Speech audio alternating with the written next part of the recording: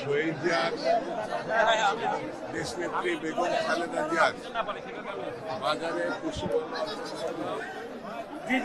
বাংলাদেশ জাতীয়তাবাদী মৎস্যজীবী দল এবং কর্মজীবী দলের পক্ষ থেকে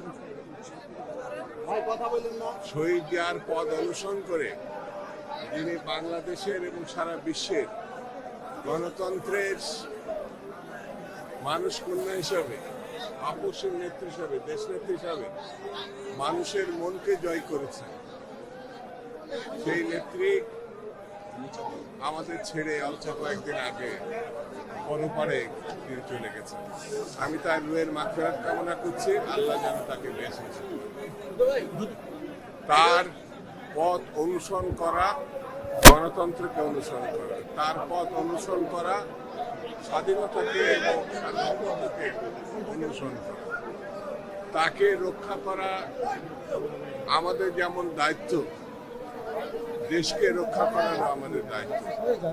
ইদানিং নানান জায়গায় যেভাবে বিশৃঙ্খলা সৃষ্টি করার চেষ্টা করা হচ্ছে, নির্বাচন খুব অল্প দিনের মধ্যে, সেই জন্য আমাদেরকে ঐক্যবদ্ধ থাকতে হবে যাতে শান্তিপূর্ণভাবে একটি নির্বাচন অনুষ্ঠিত হয় এবং গণতন্ত্রের উত্তরণের পথকে সুগম হয়। সেক্ষেত্রে কালকে একটা বৈঠকও হয়েছে, কথা বলেছে, সেক্ষেত্রে আপনারা এই পরিচালনার মাধ্যমে কি কি নতুন নতুন চমক?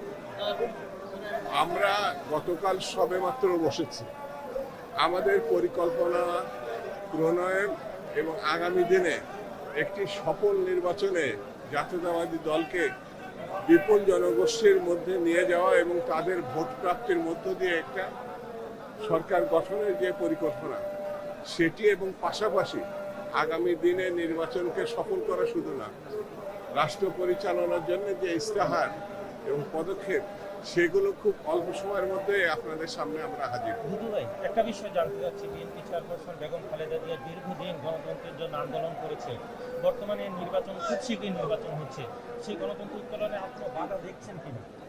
এখন আমি কোনো বাধা দেখছি না, এই কারণে দেশনেত্রী 17-18 বছর ধরে যে লড়াই করেছেন এদেশের মানুষকে নিয়ে, সেই লড়াইটা মুখ্যত ছিল একটি ভালো নির্বাচনের এবং গণতন্ত্র উত্তরণের জন্য। সেই লড়াই মানুষকে ঐক্যবদ্ধ করেছিলেন তিনি। তার উপরে সীমাহীন নির্যাতন করা হয়েছে, চিকিৎসা দেওয়া হয় না, যে কারণে আমরা মনে করি এই মৃত্যু আওয়ামী লীগেরও দায় আছে, তারা তার মৃত্যু কারণ। এখন নির্বাচনে সামনে যদি জনগণ ঐক্যবদ্ধ থাকে, কোনো বাধা হিসেবে আসবে না।